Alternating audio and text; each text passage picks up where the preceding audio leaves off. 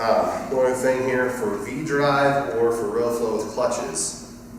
We have calibrations we can do ahead of time, you know, in the shop, on the lot, whatever it is. I can get clutches calibrated. Usually it gets you within a few feet, but there sometimes is an adjustment that needs to be made to fine-tune things. So to get to the place to adjust that, it's setup, systems, and then either the RowFlow or vDrive button. They both be in the same spot. Swath control setup, and then calibration state. Does the auto work? The auto, if you turn that to prompt, well, you can't have it with vDrive, but with RowFlow, if you had a ground drive planner, you had to get pretty close if you couldn't do anything ahead of time. But if I had hydraulic drives and clutches, I'd calibrate it sitting in the shop or someplace, and then use my map and dig seed.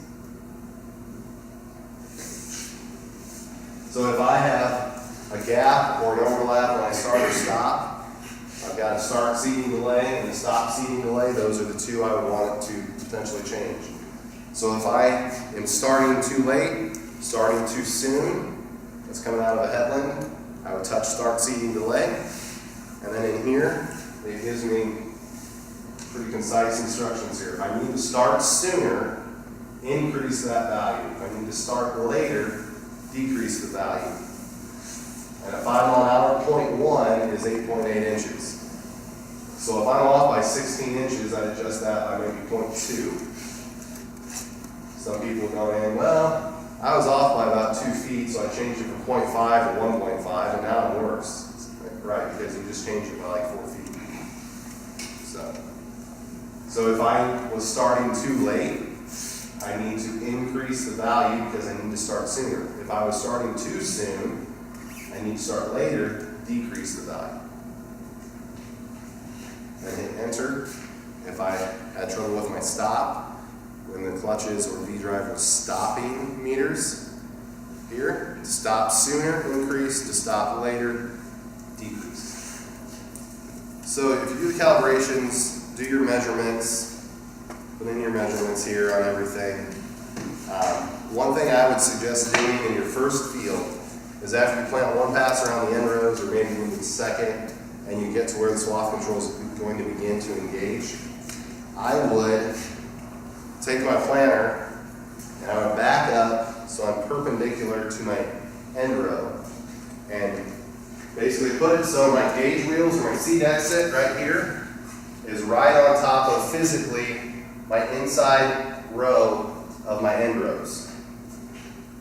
Then if I look at the map, you know, I'd be stopped, and you can, on this map, you can zoom in pretty tight.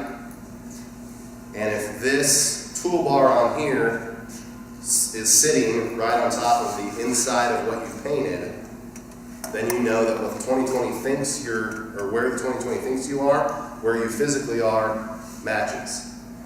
Now, if I see there's that the toolbar is back, and I can see a spot that's been painted already in front of the toolbar, or if I see a gap that hasn't been painted behind the toolbar, then I need to adjust measurements to get them to match. If I get these to match, when I start to try to adjust my clutches and fine-tune them, or vDrive, I can watch the map and be confident that if there's a gap, I have a gap in the field. If there's overlap, I have overlap in the field. But if I go out there and I park how I described, gauge wheels over the inside end rows, and on the map, it shows the planner, the toolbar up here, and then I see a gap on the map or an overlap in the map, I might be right on the money, but the map shows different. So that would, doing that quick check would just guarantee that what you're seeing in the field physically and what the 2020 thinks are matching up. And then from there, you can use the map because it's created from seed drop, not command. You can see where the seeds are actually at.